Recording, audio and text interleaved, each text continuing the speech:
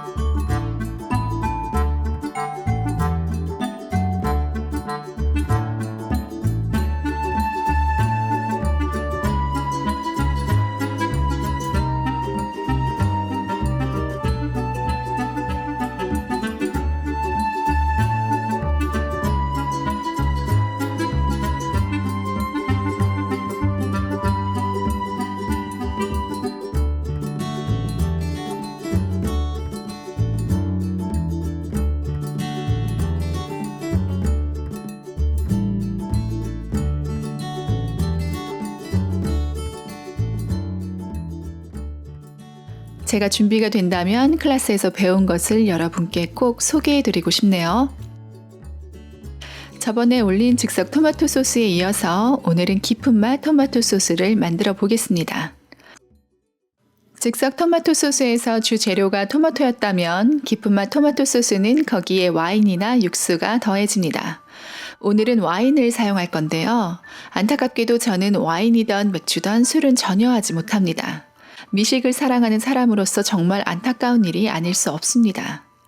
음식과 함께 술을 즐기지는 못하지만 대신 스튜나 각종 소스에 와인을 넣어서 알코올은 날려주고 그 풍미는 즐기는데요. 술에 대한 지식이 많이 없기 때문에 어떤 술을 사용해야 하는지 항상 고민이 됩니다. 그래서 토마토 소스에 넣을 와인을 구매하기 위해서 한 와인 가게에 들렸는데요. 와인 상담하시는 분께 어떤 와인이 좋을지 여쭈어 보았습니다.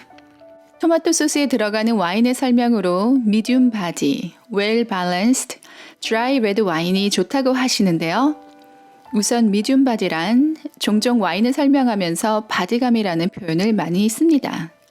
바디감이라는 것은 와인을 입에 넣었을 때의 느낌 또는 촉감이라고 하네요. 크게 full body, medium body, light body 이렇게 세 가지로 나뉘는데요. 풀바디는 진한 과일즙을 마셨을 때와 같은 묵직한 느낌, 라이트바디는 상큼한 과일 주스를 마셨을 때와 같은 가볍고 경쾌한 느낌, 그리고 미디움바디는 그 중간쯤 정도라고 합니다. 그리고 웰 밸런스드 와인이란 와인의 신맛과 떫은 맛, 단맛들이 조화롭게 밸런스가 맞아야 한다라는 뜻이라고 합니다. 그렇다면 웰 밸런스드 와인이 아니면 나쁜 와인일까요? 저를 도와주시는 분께서 여기 많은 고급 와인들이 웰 밸런스드 와인이라고 분리우기 어려운 것들이라고 하시네요. 훨씬 더 강렬해서 와인만 마시기는 힘들 수도 있지만 스테이크나 양고기 같이 맛이 강한 고기 음식을 먹을 때 잘 어울린다고 합니다. 마지막으로 와인의 당도를 말할 때 달지 않은 와인을 드라이 와인, 디저트 와인처럼 당도가 있는 와인을 스윗 와인, 그리고 그 중간쯤을 세미 드라이 와인이라고 합니다. 제가 추천받은 와인은 키안티라고 하는 이탈리안 와인입니다. 이탈리아 요리에 이탈리아 와인을 쓰는 것이 너무 당연하게 느껴졌기 때문이라고 하셨는데요. 키안티는 산지오베스 포도로 만들어진다고 하고요. 이 포도로 만들어지는 다른 와인들도 다 추천을 해주셨습니다. 가격이 저렴하다고 해서 다 질이 나쁜 와인은 아니라고 하네요. 소스가 2~3시간쯤 졸여지고 나면 50불짜리 와인을 넣고 끓였는지 10불짜리 와인을 넣었는지 구분하기가 쉽지 않은 경우가 많다고 합니다. 가격이 중요한 것이 아니라 어떤 와인을 사용하는지가 훨씬 더 중요하다고 합니다. 만약 와인을 즐기시는 분이라면 입맛에 맞는 와인을 고르시는 것이 당연히 좋겠죠. 와인 그대로의 맛이 마음에 든다면 당연히 조리 후의 맛 또한 마음에 들 수 있는 확률이 높아지겠죠. 자, 그럼 본격적으로 깊은 맛 토마토 소스를 만들어 볼까요? 즉석 토마토 소스 때와 마찬가지로 요리에 앞서서 앞치마를 꼭 착용해 주세요. 토마토가 옷에 많이 튑니다. 마로즈 레시피님이 댓글에 올려주신 것처럼 짙은 색 옷을 입어주시는 것도 좋겠죠. 저번에 올린 즉석 포모도로 소스는 30분가량이면 충분히 만들 수 있지만 오늘은 2시간 이상 걸립니다. 그러니 시간적 여유가 있을 때 밀린 다림질을 하거나 책을 보시면서 천천히 끓여주시면 좋을 것 같네요. 요리 시간은 길지만 요리 방법은 의외로 간단합니다. 약중불에서 요리 시작할게요. 올리브 오일에 다진 양파를 볶아줍니다. 양파는 오래 익힐수록 단맛이 강해집니다. 이 요리 방법을 캐러멜라이징 또는 캐러멜라이제이션이라고 하죠. 하지만 오늘은 소스가 탁해지는 것을 방지하기 위해서 양파가 투명해질 때까지 5분 정도만 볶겠습니다. 양파의 단맛은 토마토의 신맛을 잡아주는 역할을 합니다. 다진 마늘을 넣고 함께 2분 정도 볶아주세요. 여기에 준비해 두었던 토마토 으깬 것을 넣어주세요. 저는 즉석 토마토 소스 만들 때와 마찬가지로 손으로 으깼습니다. 원하신다면 믹서를 사용하시거나 칼로 다져도 좋습니다. 저번에 올린 즉석 토마토 소스에서 이탈리아산 토마토 통조림에 대해서 설명을 드렸는데요. DOP 인증 마크가 달린 토마토 통조림 맛이 궁금하다고 하셔서 좀 더 알아보았습니다. 우선 기본 토마토 소스 동영상에서 꽤 가격이 나가는 DOP 인증 마크가 있는 토마토 캔이 잠시 나왔었죠. DOP 인증 마크가 있는 토마토들은 가격이 만만치 않다고 말씀드렸는데요. 온라인에서 잘 찾아보니까 4불 정도의 DOP 인증 마크가 달린 토마토 캔들도 눈에 띄었습니다. 그리고 요즘 제가 자주 가는 이탈리안 마켓에서도 가격이 비교적 저렴한 DOP 인증 마크가 있는 토마토 캔들이 있어서 되는 대로 구입을 해보았습니다. 이탈리안 요리를 좋아하는 커뮤니티에 달린 댓글들을 읽어보니까 눈을 가리고 맛을 본 결과 크게 다른 점이 없었다고 말씀하시는 분들도 계셨는데요. 전문가들의 견해는 거의 한결같이 이탈리아 산 마르자노 토마토를 사용해라. 특히 DOP 마크가 있다면 더욱 좋다라는 충고가 있었고요. 온라인 커뮤니티에서는 미국산 토마토 통조림 중에서도 그에 못지않은 상품들을 찾을 수 있다는 반응이 많았습니다. 제가 맛을 봤을 때는 DOP 인증 마크가 달린 토마토 통조림들도 각기 다 맛이 달랐습니다. 모두 산마르자노 토마토였지만 어떤 것은 신맛이 많이 났고 어떤 것은 농도가 묽게 느껴졌는데요. 제 개인적인 입맛에는 특이하게도 DOP 인증 마크가 없는 센토사의 토마토 통조림이 가장 진하고 맛있었습니다. 앞으로 토마토 통조림을 본다면 그냥 지나치지 않고 계속해서 다른 회사의 통조림들을 구입하고 맛을 보면서 저만의 토마토를 찾아볼 예정입니다.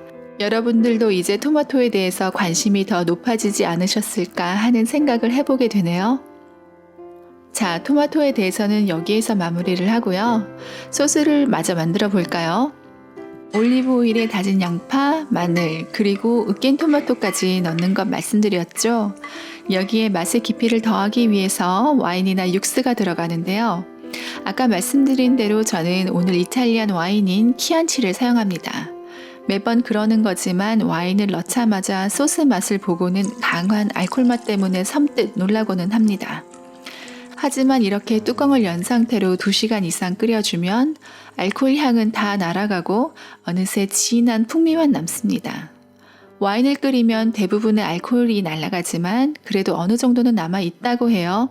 아이들이 있는 집에서는 육수를 사용하는 것도 좋은 방법일 듯 합니다. 오랜 시간 끓여야 하기 때문에 수분을 보충하기 위해서 물도 넣어줍니다. 즉석 토마토 소스 때와는 다른 점이 오늘은 토마토 캔과 더불어서 토마토 페이스트도 함께 사용할 건데요. 토마토 페이스트는 토마토를 오랜 시간 끓여서 수분을 최대한 빼주고 농축시킨 것입니다. 토마토 페이스트는 신선한 토마토의 맛은 느낄 수가 없지만 조금만 넣어도 강한 토마토의 맛을 낼 수 있어요. 이렇게 캔에 들어있는 것이 있고 이렇게 튜브형이 있는데요. 평소에 사용을 하고 뚜껑을 닫아 냉장 보관할 수 있는 튜브형이 편리하지만 오늘처럼 제법 많은 양이 필요할 때는 캔 제품을 사용하는 것이 편리하겠죠? 여러분들 통조림 사용하신 후에 남은 음식을 그대로 통조림 안에 넣어서 보관하시면 건강에 좋지 않다는 거 알고 계시죠? 만약 통조림 토마토 페이스트를 사용하신다면 사용 후 남은 것은 따로 용기에 넣어서 냉장 보관하세요. 허브도 들어가는데요. 이탈리아 요리하면 빠질 수 없는 것이 허브겠죠.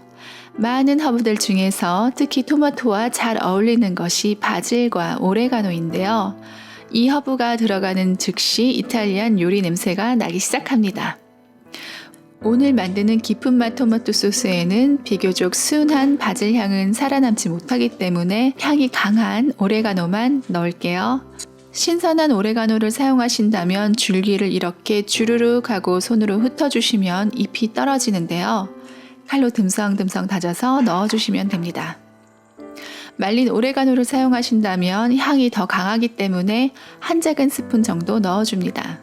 소금, 후추도 넣는데요. 지금 소금 간이 맞으면 2시간쯤 후에는 무척 짜게 되겠죠? 그러니 지금 하는 간은 슴슴하게 해주세요. 모든 재료가 잘 어우러질 수 있도록 약한 불에서 뚜껑을 연 상태로 2시간에서 2시간 30분쯤 끓여줍니다.